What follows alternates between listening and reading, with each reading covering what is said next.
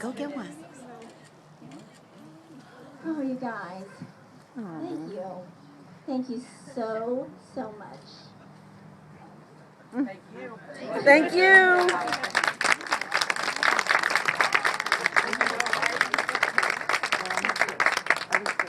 So, now we got all those tears behind us. Now we're going to have a celebration.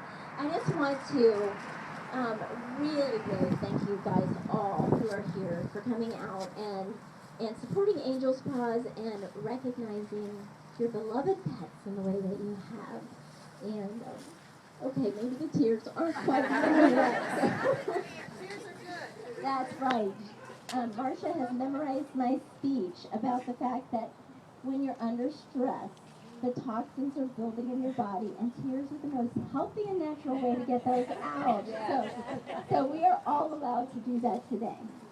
So I just want to, I'm going to make this very brief because believe me, I when I get a microphone, I can talk and talk and talk. I promise you I won't. I first want to just tend to the crowd. Is there anybody else here who could benefit from a chair coming out? So can I just see a hand if you'd like for us to bring out a chair? We will take care of that. Okay. Okay. Yes. Please don't be shy about that. We've got plenty of people here willing to help. And I want to just start out with a few introductions here. And actually, I think he just ran in there demonstrating what an amazing partner I have. John Wagner, right on cue.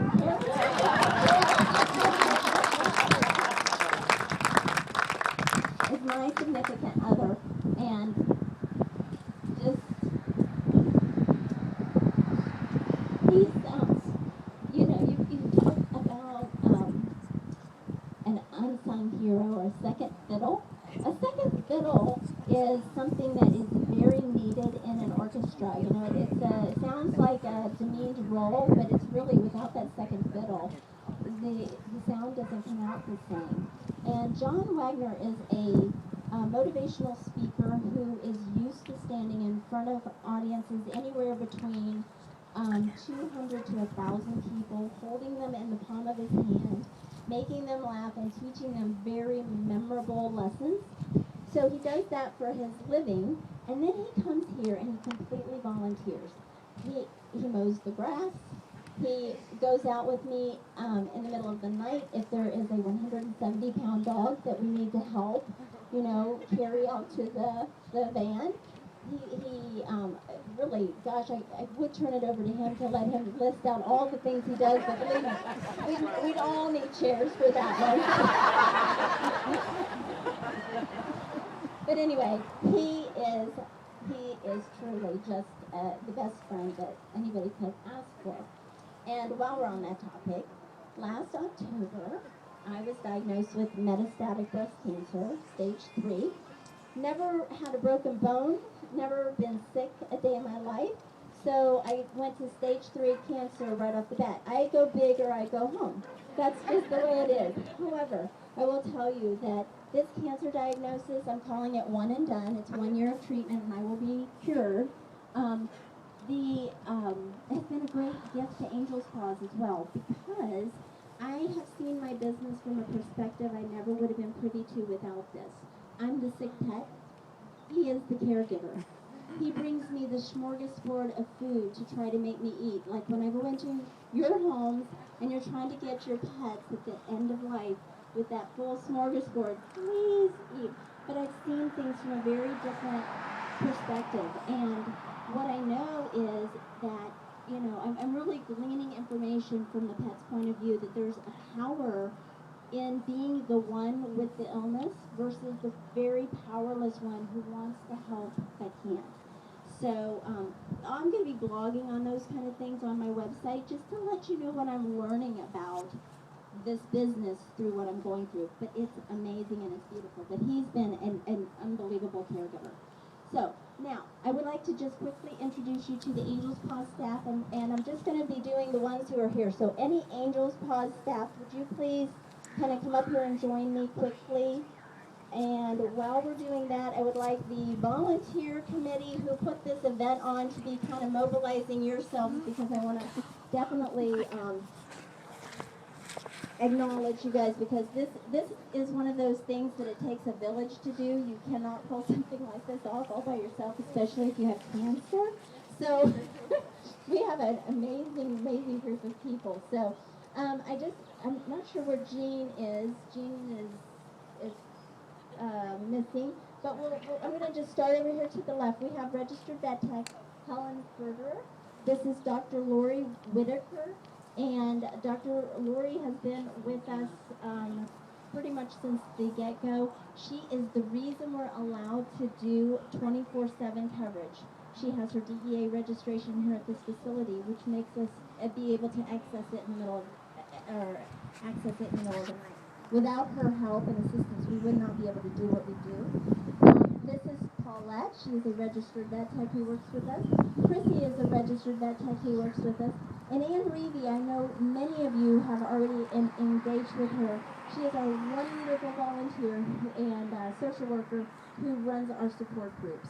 And she does it on a volunteer basis. So just amazing. And this is Jean, who I know many of you have also encountered as you come back here to the chapel to pick up your pets' remains. She is our office manager here. So anyway, this is the Angels Paws staff. Thank you guys very much for coming. Woo! Volunteer committee who put on this event. If you guys could just come and present yourselves, I would greatly appreciate you guys coming up here. I want you to see some of the faces. Now, when this group came, I said, you know, I am one of these fiercely independent girls who I do everything. I really have a hard time asking for help.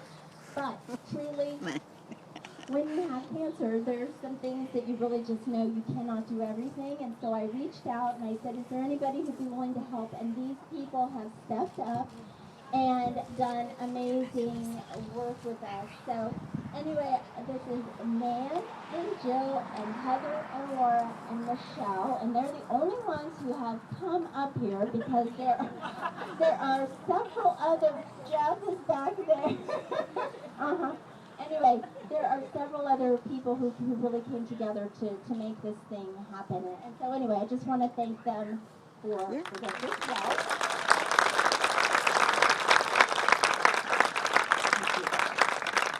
All right, now we're going to get on to the main event. So I Volunteer.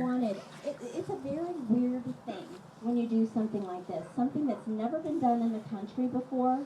When you start something from scratch and you're just a single person who's doing it. It's kind of a bold move. John has said to me many times, my gosh, Tammy, you bought this building, you bought the crematory before you ever had your first customer. I just knew. I was a cat parent myself and knew there had to be a kinder and gentler way. So I stepped out in faith and did that. But as a result, it's a weird thing when you have a for-profit business that people give you donations. But it's like there's been a trust between us that you understand that I'm just a single person out here trying to make a difference. And over the 4 years, people have given money to help. And as a result, we've been able to bless people that as a single person, I don't have the funds. Cincinnati has a lot of needy pets. I can't do it all. But with your help, we have helped a lot of people. And I sent a thank you note, but it just didn't feel like enough. So I had this idea that I wanted to do this memorial wall.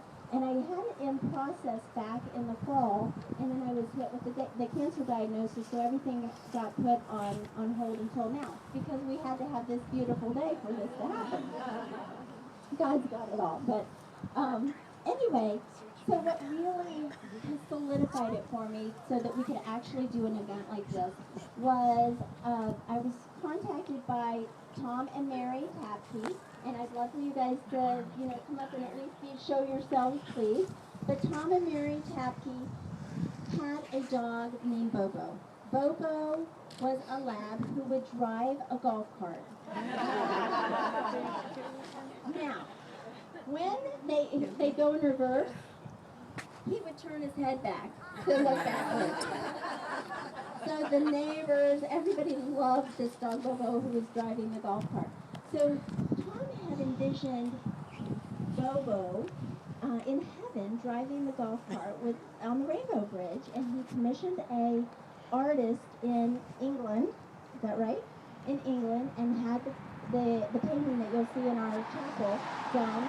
And when it came back, they looked at it and they said, this has to go one place. This is going to Angel's Paws.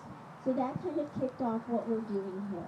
And so that became the centerpiece for the wall. I just want you to know, when you do look at that picture as well, that there's a cat in the front that showed up after Bobo's departure and answered to the name of Bobo. Of course, they weren't going to name him Bobo because there could only be one Bobo, but when they really need this cat's attention, they call it Bobo when it comes.